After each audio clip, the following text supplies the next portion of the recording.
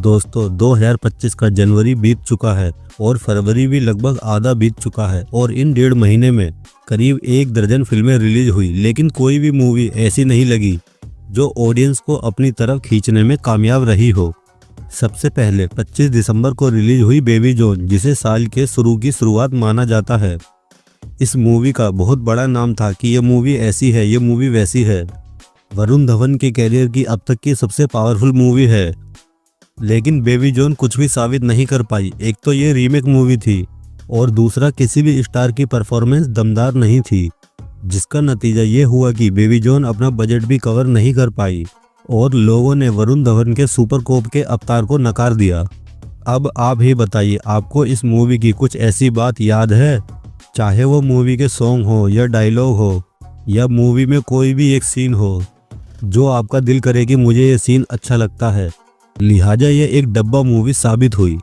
उसके बाद 10 जनवरी को रिलीज होती है फतेह, जिसका ट्रेलर ऑडियंस को बहुत अच्छा लगा। लेकिन जब ये मूवी सिनेमाघरों में दर्शकों के सामने आई तो देखने को कुछ भी नया नहीं मिला। स्टोरी सीधी सादी और साधारण थी।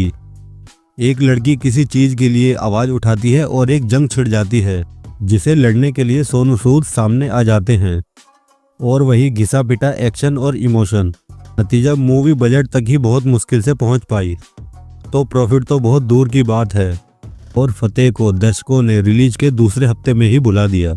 फिर 17 जनवरी को रिलीज होती है आज़ाद। दोस्तों, जमींदारों के द्वारा गांव वालों पर अत्याचार और फिर उस गांव को बचाने आता है एक मसीहा, जो कि जमींदारों के ही जुल्म सितम से बागी बन जाता है।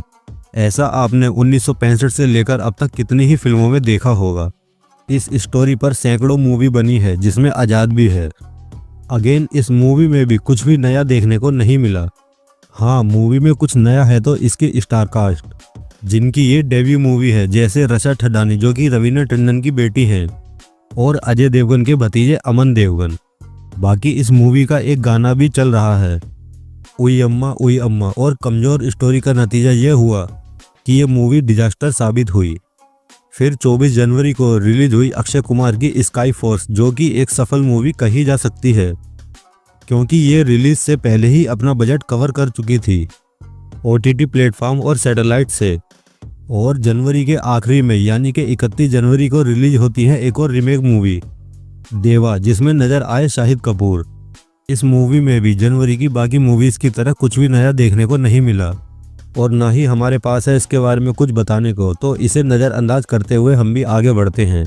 फिर 7 फरवरी को 2 मूवीज रिलीज होती हैं। पहली तो है लव यापा, जो कि साउथ की लव टुडे की रीमेक थी। आपको बता दें, लव टुडे एक सुपरहिट मूवी थी, लेकिन लव यापा मूवी के बारे में आधे से ज़्यादा इंडिया को तो पता भी नहीं है कि इस नाम की कोई मूवी है और वो रिलीज हो चुकी है। इसमें खुशी कपूर यानी सुपरस्टार श्रीदेवी की छोटी लड़की नजर आई और उनके साथ नजर आए आमिर खान के सुपुत्र जुनैद खान, जिनकी ये दूसरी मूवी थी। इनकी पहली मूवी महाराज एक डिजास्टर मूवी साबित हुई। 7 फरवरी को जो दूसरी मूवी रिलीज हुई वो थी बड़ास रवि कुमार। इस मूवी में सब कुछ इतना जल्दी हो रहा है कि दर्शकों को कुछ पता ही नहीं लगता कि हम ये मूवी देखने को क्यों आए। स्टोरी कहीं जा रही है, सीन कहीं जा रहे हैं। हाँ, अगर ये मूवी सिर्फ आधे घंटे की होती तो शायद हिट हो जाती, लेकिन हिमेश रेशमिया ने एक बार फिर से ये साबित कर दिया कि एक एक्टर तो सिंगर बन सकता है, लेकिन एक सिंगर कभी एक्टर नहीं बन सकता, चाहे वो हिमेश रेशमिया हो या सोनू निगम। हाँ, लेकिन किशोर कुमार दोनों थे, एक्टर भी और सिंगर भी। तो मेरे प्यारों, ये है 1.5 महीने का बॉलीवुड नामा, जिसमें कुछ भी नया नहीं है। करोड़ों की लागत और फिल्मों की कमाई डिजास्टर, और इन 1.5 महीने में अगर स्काई फोर्स को हटा दिया जाए तो बाकी फिल्मों का वीक पॉइंट उनकी स्टोरी ही है, जिसमें कुछ भी नया देखने को नहीं मिला और बॉलीवुड का ग्राफ नीचे की ओर चला गया। लेकिन अभी फरवरी में चमत्कार हो सकता है, क्योंकि 14 फरवरी को रिलीज हो रही है विक्की कौशल की छावा, जो कि बहुत चर्चा में है, और यमी गौतम की धूम। और 21 फरवरी को मेरे हस्बैंड की बीवी रिलीज होने जा रही है। अब देखना यह है कि बॉलीवुड को कौन सी मूवी फिर से पहचान दिलाने में कामयाब होती है। फिलहाल आपको इस साल की अभी तक कौन सी मूवी सबसे ज़्यादा अच्छी लगी है, हमें कमेंट करके बताएं।